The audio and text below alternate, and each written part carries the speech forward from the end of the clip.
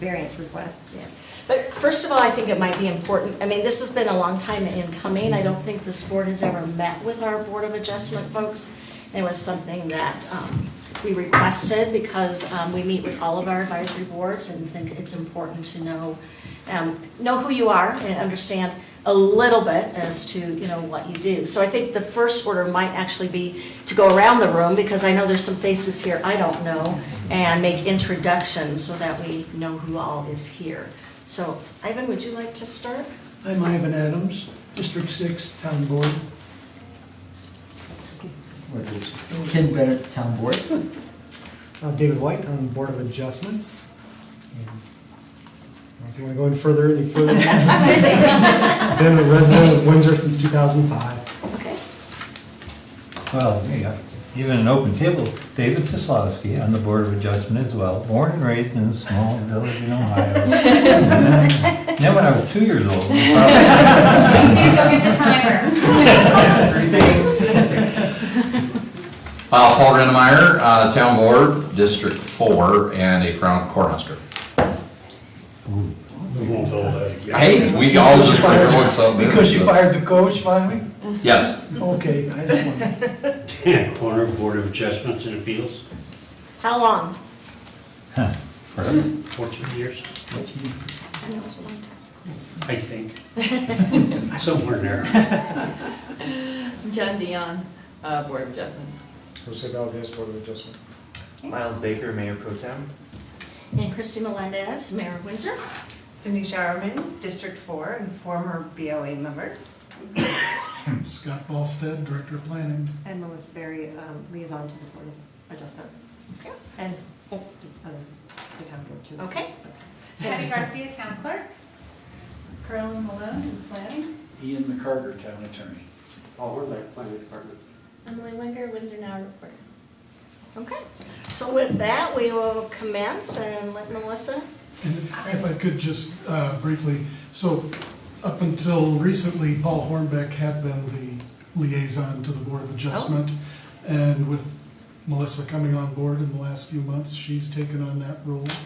And so she's prepared the information in the packet, some good information about trends and things, and with that. I'll turn it Right, and over I to don't Melissa. really want to put this on anyone else, but I don't really I had a presentation for you. I knew this was a meet and greet with the two boards, so I prepared information for this packet, but I didn't have a given schedule of what expectations were with either board or with the former town manager. So bear with me if you do want to take a change in where we're going. So basically, this summary is just about past 5 years of variance reviews.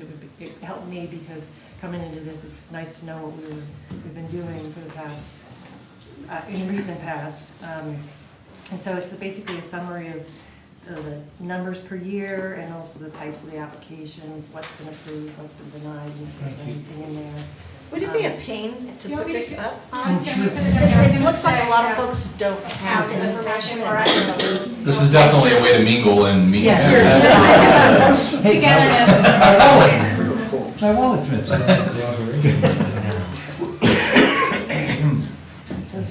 Ian keeps an eye on me, so it's all right. We all don't have to share. 3 eyeballs to one hand.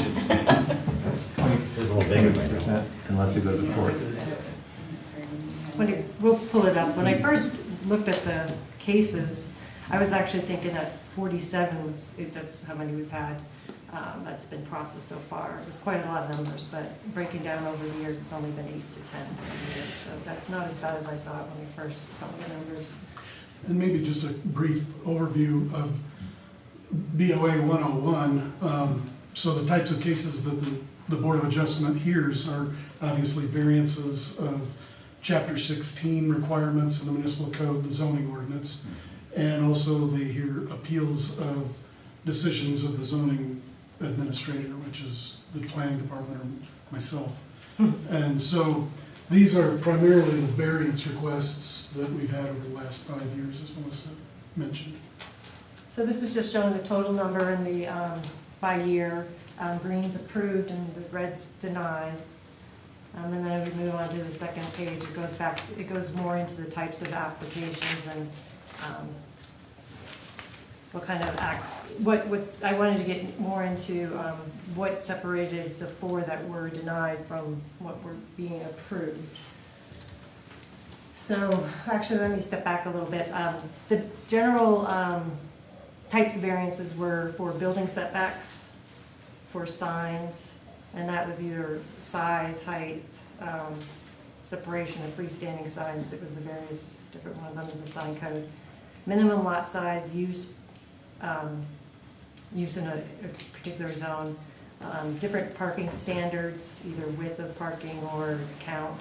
And then some of them actually had multiple issues that they wanted looked at all at one time. And again, the majority of them were approved. The ones that were denied included a sign that was 150 feet of a residential area, and that was a electronic sign, illuminated sign that appeared to be out of context with the neighborhood aspect around it. Another one that was denied was an electronic sign, and this goes to BOA 101, where the applicant needs to provide the burden of hardship and not necessarily staff stepping up and going to bat for them. And this particular one, the applicant did not provide supporting evidence.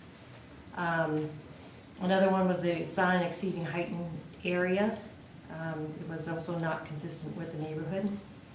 And then also a building setback where the applicant received prior reduced setback and then wanted further it.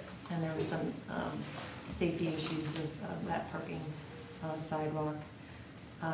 And I wish I did figure some, because I keep going back to the building BOA 101. I'm not sure how much, well, the town board knows that BOA makes a decision based on hardship. It's not just desire to do something nice for someone, but that there's actual hardship that the code did not either foresee, or there's something interesting or different about the lot that it just doesn't fit, right? So this hardship has to do with either physical constraints. Sometimes it might be argued into some other aspects, and a lot of times these are unknown. I can't give you a list, but while looking at the hardship, one of the other things that the board looks at is impacts to the neighborhood. That has, I can't remember if it's part of the definition of hardship or if that's in the spirit of the code, which is language in the Board of Adjustment code language. So they also look at, is it going to change the character of the neighborhood? Is it going to impact safety, welfare, or any kind of public issue? So, And it can't be purely financial hardship. right, yes, good point, good point. So it can't be because I can't afford to, or it costs too much to do it, I should say. So, yeah. So, but hardship is always a component, is a must, that has to be Right. brought forward, okay. Right, and technically the applicant is to provide those issues. Staff does look at it and see, you know, if there's anything that, you know, maybe the intent of the code was one way and, you know, applying it really, or not really meeting that objective by, you know, going to the, stick to the hard, like say the setback. The intention was, like, say, to supply clear sightlines or light and air or some kind of visual intersection issue. But that the setback. I was just gonna say, usually when leading up to someone submitting a variance, staff has worked with them a little bit as far as they've either applied for a sign permit, or planning technicians have reviewed it and identified what part of the code it doesn't meet, or a planner may have reviewed it preliminarily and said you don't meet this setback or that height requirement. And so leading up to the application, staff does work with them to try and educate them on what they need to provide in their application so that they're providing a hardship and good information for the Board of Adjustment to review. Unfortunately, sometimes, sometimes they just don't make the effort, and that's why a couple of those applications were denied, because they just didn't. Sorry. Do you guys, like planning or for the town board, do you make recommendations or all your recommendations to deny it based on you've already denied it? No, we do try to take into consideration, like Melissa said, the context, and, you know, if all of the other homes on the block have non-conforming porches that don't meet the setback, and this one is not encroaching further than those other porches, we take that into consideration and make our recommendation accordingly. But you can't do that administratively. Not currently, no. And so not necessarily have they gone through the planning commission and been denied there. Sometimes they go directly to the Board of Adjustments if they already find out, going through the planning stage, that they're not gonna be able to do what they're. Right. They, actually, Board of Adjustment is the only stop. In Chapter 16, they go to Board of Adjustment, and there's no appeal other than district court. So it's essentially, the Planning Commission does oversee certain variances in Chapter 17, the subdivision ordinance, but Chapter 16, the zoning, is almost entirely the Okay. purview of the board. I just wondered how often it was that if planning commission denied, would an applicant tend to then go to the Board of Adjustments? It sounds like that's The not, same that's applicant rare. wouldn't see the two boards because They're totally different, right? Yeah. styles. And the appeal that I mentioned earlier, it's not an appeal of a planning commission determination, it's a determination made by planning department. So if staff and I make a decision based on the zoning ordinance that the applicant feels as though we made a misinformed decision or our determination was faulty in some manner, then they can appeal it to the Board of Adjustment. Okay. So that's only happened a couple of times. I can't recall the last one, it's been several years, it was probably when you were on the board. Yeah, I think it was right after I started. Okay. And correct me if I'm wrong, but if Board of Adjustment approves it to go forward, it then comes before the town board? No. I was gonna say, I don't remember seeing too many variances of anything come. Yeah. No, what? No? No, it's normally their decision is the final word. Now, if it was part of a site plan application or something like that, that needed further presentation to the board, you might see it. For example, the mill was recently just granted a variance because after it was originally looked at as a legal non-conforming use that was built before zoning. After it burned down, then we had to look at it from, it's a new building coming out of the ground, so the Board of Adjustment approved a variance to make sure that they could build the same footprint at the same setback. And you will see the site plan eventually as a presentation, but you won't be taking action on the variance, that was already done. Yeah. There is another instance in 16 is the general commercial for offset reductions done by planning commission, so you might see that in a site plan too, if that offset waiver was given, or lesser offset, which is the language in the code.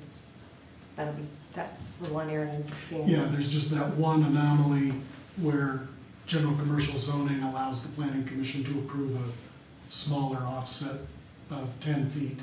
And that is something the planning commission sees and the Board of Adjustment doesn't. But everything else in 16 goes to BOA. 2 or 3 years ago, I heard a big discussion about permit that was refused. And they went back, and I heard they went to the Board of Adjustment. Would that ever happen? I mean, this guy was really upset about a permit that they wouldn't give it to him the second time he went back, and I guess planning wouldn't. And I don't remember what it was, but I remember some building permit, and he was madder than hops. Paul, do you recall that particular one? I don't recall that, and BOA can't grant any variances to building code. That's a separate document that they don't really touch. in general, so it's more the municipal code. Unless it was a garage on a permit that didn't meet setback or something like that, or in addition to a house that didn't meet setback. Yeah. And I don't remember all the details, but I remember he was mad and he went on and on and on. And he said he was going to the Board of Appeals. And so I just wondered if there was something to that. But It could have been an appeal of a staff decision, but like I said, we've only had about 2 of those over the last 20 years, so okay, it's not very often. I probably wouldn't have remembered it if he hadn't been so upset. Sure. He was ready to tear me apart. Yeah, it's not always easy. I think one of my questions was, I know from my time there, as well as looking through the packet, a huge portion of the building setback issues were all tied to the older part of town with the older homes, and that's something that's gonna be addressed with the code update, correct? Right. So that's something the BOA shouldn't continue to see on such a frequent basis? Right. I wouldn't say that they won't see them again. There may still be someone who pushes the envelope, I guess, but we were actually meeting with the code consultant this afternoon and talked about some of that. The new code will, once adopted, still have the variances that are the purview of the Board of Adjustment, but a lot of those that are maybe not life safety issues and consistent with the way they've been approved over the years, the new code will allow some administrative approvals of a certain scope and also in certain contexts. So I think we are working on language. I think there were 2 different types of administrative variances. One's alternative compliance, which is an opportunity for the applicant to propose something that, while it might not meet the letter of the code, would be able to meet the spirit of the code and not cause any harm to any neighbors. And that would be something that would be administratively approved. And again, this is all conceptual, assuming the Planning Commission and Town Board are comfortable with that administrative lenience. But then there's another area that we had talked about, variances that are of such a minor scope, maybe within a 10% range or something like that. A lot of other jurisdictions do have that language in the code. We've got some language that was adopted similar, but it was adopted in a very limiting fashion. And so any new building permit, it's not supposed to be applied to. And even if somebody maybe measured off the wrong property pin and their foundation is 6 inches into that setback, the way our code's currently written, it says it's not for new construction, it's only for additions to old buildings and that kind of thing. So we wouldn't have the latitude to approve that, we'd have to take it through Board of Adjustment. And you can imagine when a foundation has been poured and they want to start framing and the next Board of Adjustment meeting isn't until the end of the next month, it can throw a wrench in those plans. So if the board, when we bring those types of administrative variances to the board for the code update, if the board is comfortable with those, that should alleviate some of the more minor applications from going before the Board of Adjustment. And another thing, Scott, is we've been talking about encroachments that are allowable too, so that those wouldn't have to go through variances. And encroachments could be anything from steps to a ramp to a porch. Scott, I wasn't sure of the agenda or intent of the meeting, but I know you guys are looking at rewriting the code, and as I've read through it many times and tried to apply it while on the Board of Adjustment, if I can make some comments here, right? Absolutely. I think it is, to my mind, a 2-tier sort of test. One is it has to be an undue hardship. And to my mind, as a geek, I think that's extremely narrow. It has to be essentially that the person's not able to use the property for any purpose, and it can't be simply financial, and it can't be of their own doing.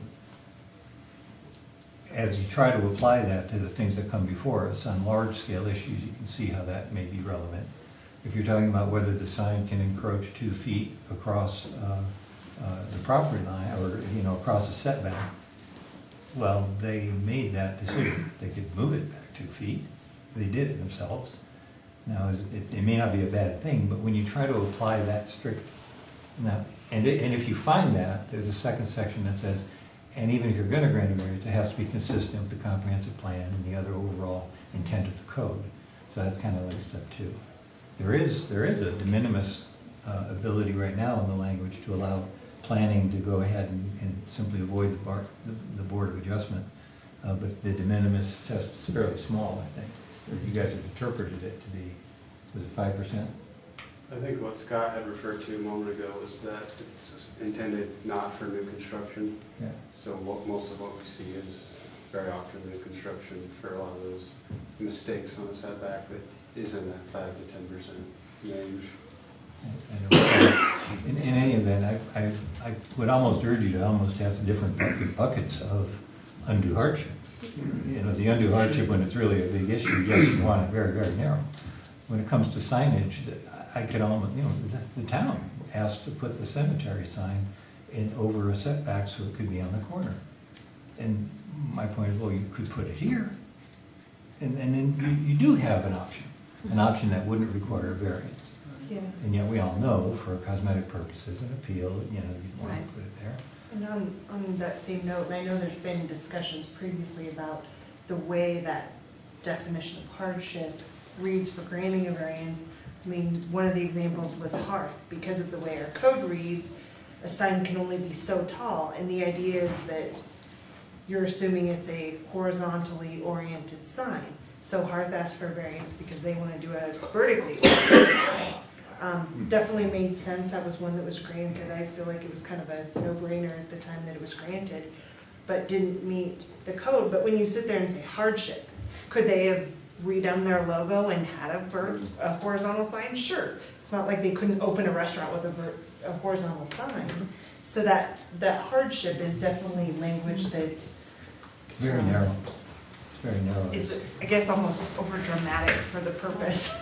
So is our code update going to identify some of the hardship language? Yeah, so, and I should have pointed out too, that we haven't referred any language to either board yet regarding this because we're still working through it and it's not fully baked yet. But once it is ready, we do plan to have it go before the Board of Adjustment as well as the town board. No, I don't think we've had the conversation about different levels of hardship yet. We have talked about the different administrative variances, and we're also working on the sign code to address vertical signage versus horizontal signage so that it's not so restrictive and allows a little more creativity. But no, based on this conversation, we definitely will look at the definition of hardship and see what latitude we have to make that a little more flexible. And I think that is a philosophical question as the board, as it goes to adopt a new ordinance. We'll have to, what do you want? You know, I asked Melissa when I first met her, and I said, boy, you know, as I read the definition of undue hardship, I'm surprised the variance is ever granted on anything. And she said, well, in fact, in some jurisdictions, they don't. Here's the code. You want your sign, you make it horizontal. And what do we want to be? Right. And I've seen different, to that, I've seen different municipalities where if they've adopted the culture of letting that hardship be a loose thing. So it is what the boards want to see, elected officials, citizens through the boards want to see. I'm here to review it the way I hear the board expectations are, staff, Right. the decision maker. One question for Ian is the definition of hardship isn't anything that has statutory background or backing, is there? It's not. It's It's totally- not any better defined in the statute than it is in our code. So, yeah, I think you've got latitude to define hardship and help David and others who look at that and say, you know, tell me what this really means. Help me apply this in a real situation. So I think there's room for you to better define undue hardship. I cheated when I first got on the board because I saw that language. I thought, man, God, how do I apply this? So I cheated and I Googled the case law in a bunch of jurisdictions, because they all have that word in the statute. How do the courts tend to interpret it? How do they apply it? And Ian yelled at me. Because I wasn't supposed to. Well, that's right, he is a lawyer. His other jurisdictions don't matter. It We doesn't were in work. trouble. So Scott, would these decisions change based on the makeup of the board? Kind of, some are more loose, some are more strict? Is that possible with our I guess, given code? I guess the more flexibility we build into that definition, the more flexibility there is for different, I guess, interpretation, and so, I guess that's a possibility, I don't know. But currently, could that happen?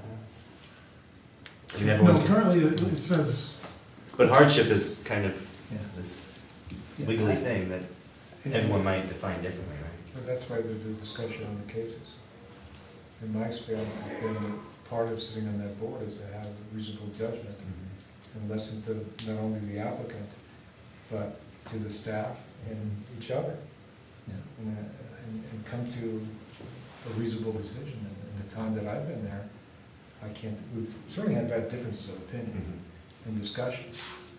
I think at the end of the day, it's been a very reasonable collaborative effort to come to a conclusion that, in my opinion, takes foremost the applicant in mind and what is best for the community.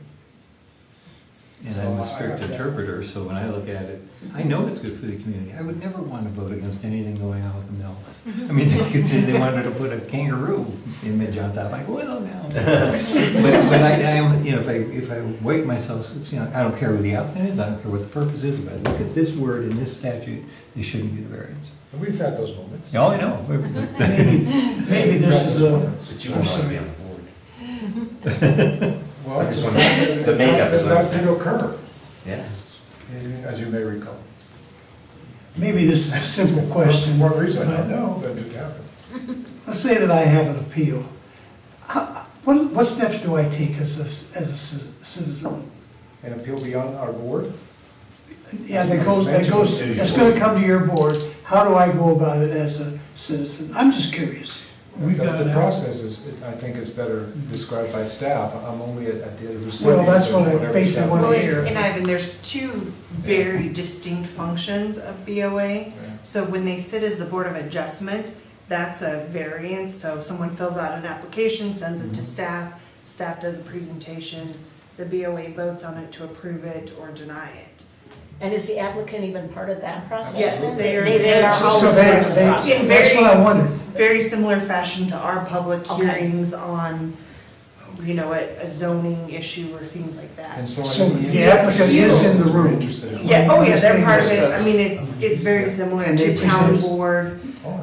when we do presentations. Okay. The appeal side of it, though, is if there's a decision that has been made by Scott and the planning department administratively, and they say, they got it wrong, I'm appealing this decision. And that's this totally different function of, that's when they are Board of Appeals versus Board of Adjustment. So it's almost like two boards with two functions rolled into one. But we're always provided all the details well ahead of time. So it's the first. Well, I was time just you see the curious case. because I've never done it, and I just wondered, because I think of it kind of as being a courtroom, more than the other. I mean, I'm on the tree board, and Poodle Trail, we don't have anything like that, you know, where people come in, well, And all of the discussion is in a public forum, but you can only have the applicant in the room. No. Or anybody can come? Public? No. You do have a public We have sit had in. cases where neighbors. One of our Yeah. questions, does anyone here have any input on this variance Oh, or this appeal? so then they can speak And to they it. have a chance to stand up okay. and say it. If they don't, once we go on, we don't go backwards. Yeah, it is a public hearing that's noticed in the paper and on the website. Okay, okay. And applicants can bring, for example, a contractor or other representatives, which Oh. we often have, people representing a contractor or a business or something else. the site's posted as well. Thanks for taking the time. I was just curious because No, it's a good question. It mirrors very similarly to what town board sees when we have a presentation from planning. That you open the public hearing, you've got the staff presentation, you've got the applicant's presentation, you've got public hearing, you've got question and answer, then you close it and go on to make it, I mean, it's, What happens if you can't arrive at a decision? Or has that ever happened? So I gotta point out one thing that's unique to the Board of Adjustment. It takes 4 of the 5 to approve a variance or to overrule a decision by, on an appeal to overrule the planning director's decision. So you need 4 votes. So, as long as, if you have 1 holdout, okay. If you have low attendance and only 4 show up, you need a unanimous 4. So that is statutory. That's required by state law. But the applicant has a choice, because that's something that's always done. The applicant has a choice to say, no, I'll wait till you have a full vote. Oh. Or But you can go ahead with a 4. To answer your question, yeah, you could have a deadlock, but it takes 4. So if you have a deadlock, in most cases, there's a denial. 'Cause Okay. You don't have. So a 2-2 would be considered a denial? Or even a 3-2, if you have all 5. Okay. Oh, It takes 4 votes to, 4 affirmative votes to prevail in the Board of Adjustment. And it is all quasi-judicial. That's all they do, is convene public hearings, hear evidence, and make a judicial decision.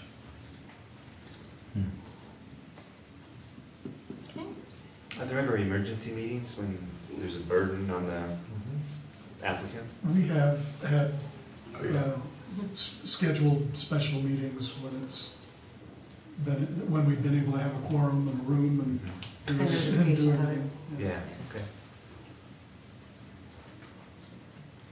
But yeah, hopefully, I think the numbers show that we have meetings somewhat sporadically, just based on if we've got things for the agenda.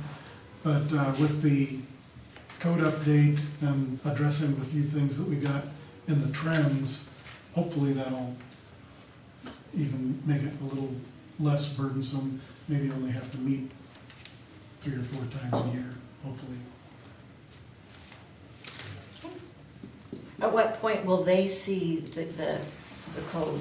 As soon as we have that particular section, the administrative approvals and the new variance language, and we'll have to work on the hardship language. We haven't done anything with that yet. So Okay. as soon as it is ready, we just don't want to waste anybody's time looking at something that's still being vetted by staff. So, So it'll go to them, and there'll still be an opportunity for input right, if they have other thoughts or suggestions that yeah. it's not addressing. Okay? Anything else? We've got 2 other items, not that we're trying to rush you all, but do you guys have anything else? Thank you for taking the time to not only come out this evening, but for agreeing to volunteer to serve on this board. It obviously is a very important board, even though you don't have to meet every single week. When you do have to meet, it is an important part of the process here, so. And I would just echo that, because sitting on the Board of Adjustment can be one of the tougher, when you're always dealing with hardships, it's sometimes you're put in a position where it's not often a fun meeting. How's it okay? When I moved here, I went into Patty's office because I saw she was looking for volunteers. I said, hey, I'm here, I want to become involved, where do you want me? I'm willing to do wherever you need me, but Board of Adjustment. I had a willing volunteer. I have just the board. Well, there's this. And I do the trash on Tuesday. Well, thank you. Thank you for what you do. Appreciate it. And gals. Yeah, and gal. And later. Do you want,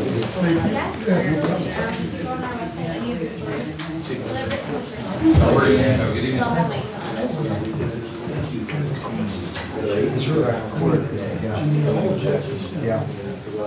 Yeah, oddly enough, I sit in the same seat for town board that I sat in for Board of Adjustments. Do they meet there too? You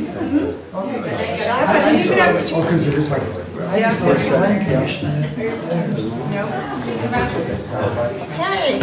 Item number 2, Windsor Thornton intergovernmental agreement regarding annexation of City of Thornton property and City of Thornton water pipeline. And Scott, are you gonna lead that? Sorry. Yeah, discussion thank as you, well? Mayor. This IGA is something that the management, town attorney, town engineer, and myself have been working with representatives from Thornton on for a few months, well, several months.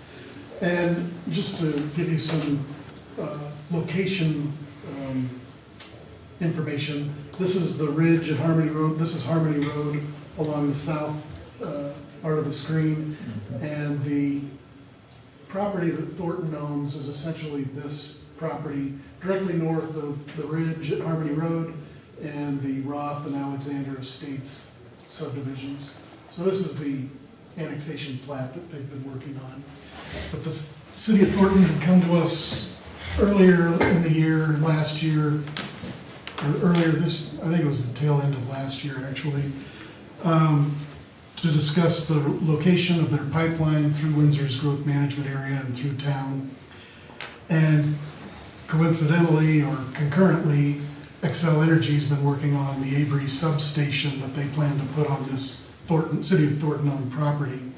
So with the things that Windsor wanted to have happen with this property and the things that Thornton wanted to have happen with their pipeline location and things that Xcel wanted to have happen with their substation plans, we've worked out this IGA. We've been concurrently working with Xcel on their plans. The location of the substation would actually be somewhere in this vicinity, somewhat set back from Weld County Road 76 and buffered from the homes in Roth and Alexander Estates. And it had originally been located right on County Road 76, right across the street from homes that were being built in the ridge. So we were able to successfully negotiate the moving of that site. What are the homes that are directly east of that? Is that Alexander then? Or I saw Northwest right there, Estate. right up there, that Yeah, weird, these what are those? Northwest Estates, I believe Northwest is And they the, technically aren't in Windsor, correct? no, I believe They are. these are, Because isn't that 15, County Road 15? yes. Those are the people that are, Yeah, this is the Windsor North annexation, yeah. and it included the ridge, and I believe it included all of this. This is part of the Rocky Mountain Sports Park proposal as well. Okay. And both of those groups were in meetings that I had. But it's called Northwest Estates. Yes. Okay. And so the IGA that we've negotiated essentially would allow them to, I guess there's an easement that they need across the Kiger property that the town owns. Dennis went back and forth with them to get the language to a point where we're comfortable with where they are going to put the pipeline so that it doesn't negatively impact future County Road 13 in Windsor. The language currently, they've agreed, they've obviously drawn up this annexation plat. They haven't submitted anything formally yet, but we've run this through staff review a couple of times so that it's essentially ready to approve once they do submit it. So the language in IGA now says, upon execution of the IGA, 10 days, within 10 days, they'll submit an annexation petition, the fee, and this plat for annexing this property. And then Xcel has agreed to go through the town's site plan process for approval of the Avery substation, as opposed to going through the Weld County process and involving the county in something that really wouldn't need to be. I'm gonna ask a dumb question. What's the benefit, if there is one, to Windsor in annexing this property? Well, this is the last property in the northernmost portion of our growth management area.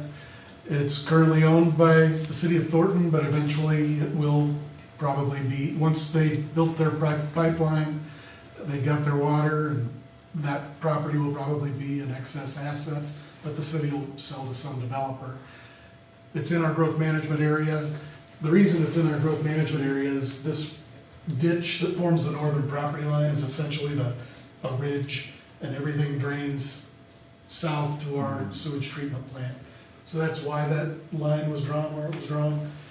So whoever develops, there's no plan right now, but once it's in town, then we don't have to worry about it developing at a lower density or some other standard in the county.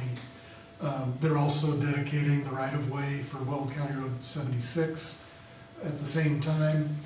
And so it's just kind of cleaning up that northern portion of our property there. I believe too, when we had that initial discussion, we wanted that annexation so that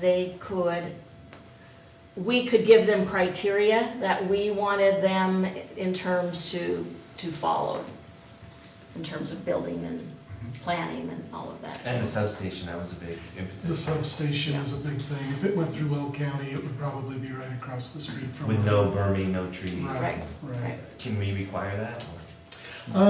We've worked with them to move it far enough away that I think that this area, if I can. I thought that they had suggested that they were gonna burn it. They did, yeah. So this is a high area Yeah. that will that really does provide a buffer from these homes to the east. And placing it in this location, there's kind of a wetland on either side of 76. That's where it hasn't developed in Roth or Alexander Estates. So it's pushing it even further away, and as opposed to over here where they would have been right across the street. So I'm sure that the landscaping and that part of it will probably be fairly minimal, just because there's really, even if you had a stand of mature Austrian pines, you're gonna see the substation, because those going north from the substation are the really big power lines, the transmission lines that can't be underground. So that's another benefit, I guess, is none of those lines are going south into Windsor. All of the big ugly lines are going north and east, and everything that they need to do in 76 is gonna be underground. Oh, Now, not Scott, that, go ahead. Will you, while that map is up there, take us from that location to Kiger? Because I went to their meeting a long time ago, and, So- how does it get over the pipeline? How does it get to Kiger? So And why are they going that far west? So the substation is right here, the Thornton property is this property. The Okay, pipeline comes down County Line Road. It'll be on either side of the road, depending on what they work out with the Okay. respective property owners. And this is where it comes to the Kiger property. So, we've worked with them, Ian and Wade and Dennis, on an easement agreement to allow them to put it across their property, this property. so is that County Road 13 there? Yes. So Okay. this is Kiger. So that's what they were talking about at that meeting, coming down County Road 13. Right. So, They're gonna continue going down 13, like all the way down, yeah, that's past New what they- Liberty and all of Yeah, that. that's what they were gonna do, I know, and I just wondered how they were gonna, so that explains it. So. is there ever I'm not suggesting this by any means, can you deny a substation, or those kind of like fracking or something where they can just put it where they need it based on their business? It's definitely a need, and we're Yeah. creating a big part of that need with all those houses up there. Of course. And it's Excel's already about a year behind getting that substation in to make sure that we don't have rolling blackouts in North Windsor. And it's gonna shore up our power grid. But as far as our legal ability to, I think Excel's working with us as probably Yeah. as much as they can. I know that originally it had been proposed over in Timnath, zoomed out too quick here. They had, it originally had 2 or 3 options, and it kept moving east based on opposition in Timnath. And the location that it's on, I really think, just given the topography out there and some of the other natural features, it's probably the best location for it. Are they up there working on that now? No, They're not yet. no, they don't own. I saw a crew, but I think they were just highways. Yeah, they've got permission to be on the property surveying and doing things like that in anticipation. Once, if the town board executes the IGA, then the city of Thornton would put it on a council agenda probably in January. Once they've approved it, then within 10 days, they would submit a petition to annex the full package. We would probably get that before the board very quickly, given that we've already reviewed some of the drawings. But at the same time, I would expect that we'll be getting a submittal from Excel for that site plan probably in February as well. So you would also see the site plan, if nothing else for it. I think it's a conditional use grant and a site plan. So that was gonna be my next question. What part of this process goes before the public? Not the IGA, the IGA is ours, but when they start bringing the site plan forward, does that become a? The conditional use grant would require the public hearing. Okay. The site plan would be a presentation. It would probably, I don't know that if it's a commercial, considered a commercial site plan, it may just be for presentation. But the conditional use grant is what we've. That's what would be the public. And then Thornton and Excel to date are agree to the terms in the agreement, as far as we know? Thornton's in agreement. It's not, Excel's not a party to the agreement. Okay. And so I don't think they really care as long as they can submit their site plan and get moving on Okay. the site plan for the substation. And does Thornton think that they're on schedule? Because that's about what I heard that night at that meeting, For the pipeline? in February. Oh, yeah, they have a long lead time for their agendas, so the sooner we can schedule it for your consideration, then the sooner in 2018 they'll get it on their council agenda. And we still have some edits that you can see, there's still a fair amount of highlighting in the draft IGA. We still need to work through some of that stuff, Okay. just Yeah, tidying it. I think we've come to agreement on almost all of those edits. It's just a matter of cleaning up the document for your packet. So, so does IGA then what come in the form of on our consent calendar then? And Okay. probably on our December 11th meeting maybe, or something like that? We could, if we can get it together for you by the December 11th meeting, we put it on consent. Have a Okay. solid staff memo to help you zero in on its terms. Okay. So Scott, one question I had, so I'm online looking at the GIS map. Mhm. And I don't know if that's something you can pull up, but this is what I'm looking at, Okay. that looks like I could've sworn. northwest inlet. And I guess my question is, with some of the annexations that are gonna happen as part of the Rocky Mountain Sports Park, or that are anticipated as part of that, and then especially with this one being directly north of the unannexed section of what's south of there, are we creating some enclaves? Is that something we'd need to be addressing? It wouldn't be an enclave if we're only bounding the western property So I line. guess I was thinking an enclave, creating an enclave for that. Yeah, that's already, it's not an enclave because the county road right-of-way, or the road right-of-way in and of itself doesn't create an enclave. But once we've annexed the property on the north side of the road, if that little corner there, I guess,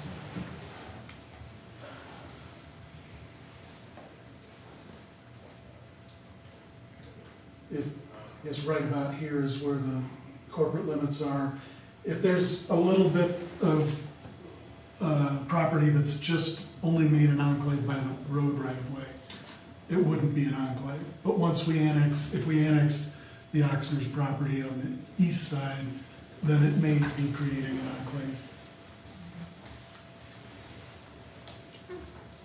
Anything else? So, I guess, It's is it the town board's? It sounds like, does everybody in agreement to move ahead with the IGA as it's been presented? I'll see if we can get it together for the 11th. Sounds good. Thank you. Can I ask this though, is Windsor getting out of this what Windsor wanted? I know you said it was a negotiation. Was there terms in it that Windsor specifically wanted that we were able to negotiate, or are we not sure of that yet, or what? No, Dennis has fully reviewed the information regarding the pipeline, and from the annexation standpoint, having the substation go through our site plan process and having us be able to locate it and not have to involve the county in that process is a good thing. Considered a success then? Right, and getting all of the road right-of-way dedicated at this time, not having to wait for future development, and getting the underground power lines along 76. Those are all good wins, I guess. Okay, thanks. Moving on then to item 3, utility type vehicle, UTV discussion. Chief Clement. Hi, I promised I'd be really quick, so I'll make this as short as I possibly can. We talked about UTVs at a board or work session in the past. You'd asked for us to have a policy or resolution reference to the use of it. Kim did yeoman's work on producing one, should we need it. Looking at the use of it, the areas they want to use it, the reasons for it, I would recommend that we not move in that direction, simply for the reasons, several reasons. One, the original intended use was for Water Valley North, and it's expanded now to south and other areas. There's no way for them to get from one area to the other out without leaving the property itself on 7th Street or other roads. There is only one person that's come forward with interest in this, and should more people come to the board, or you wish that we move forward, I would say we hold off on this until it's a better time. I think I saw in the packet too, the HOA even did not approve of that. Is that Yeah, correct? I spoke with the HO, Hannah, in reference to it, and they were fine with it in the Water Valley North section of it, but did not want it in Water Valley South, or there was no way to get from one to the other without using. Why didn't they want it was it simply that there was no way to get there, or did they not want it in the south? They didn't want it in the south. I think when Ted first, That's when right. Ted first approached them with it, his whole presentation was so he could drive from his house to the clubhouse. That's how, and then it just kind of took on a whole new life. Oh. Yeah, for more areas, not out to the brush dump and other areas. Yeah. And just the fact that it's so difficult. If you're in a golf cart, maybe everybody understands the use of it is. UTV at this point, is single person, and there's no connectivity to what the purpose of that vehicle is specifically there. And so without having it citywide or with more notification and interest, I think it'd be very difficult for us to enforce, and would cause some other problems. Is the board in agreement with that decision? Yeah, I agree. I concur. Concur. I'm not gonna argue with that guy. Okay. You can argue about anything, I normally lose. Okay. Future town board meetings? Thank you for working on it. So we have the town holiday party Friday. Yeah, Friday. So tomorrow's the code update meeting, 7 a.m. in this room, for those that can attend. And then, yes, Friday we have the holiday party. I think it starts at End of your banquet, 6:30? 6:30. I put it on your meeting invites, the start time, and it's out at the Summit. And it should be a fun time for all. I think we're putting together a short video or something like that for the night. Since it's always a little chaotic out there when you try to do the end of the year presentations and awards and things like that. So I think Katie was working on a video of some sort to present. Have they talked to you about that at all, Christie? Just what was mentioned in the department head meeting last Okay, I week. will, So nothing I got after a that. follow-up, so let me check in with Eric, and I think they decided they were gonna do a video with you doing an opening, and then somebody talking about, they're gonna script you, of course, and then, Okay. they will, then somebody was gonna talk about Pride and what that means here in Windsor and the Okay. various components.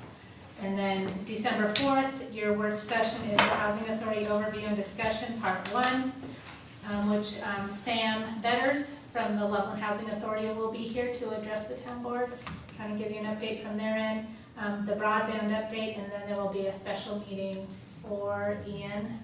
Well, the main reason is to do second reading on the CRC bond refi.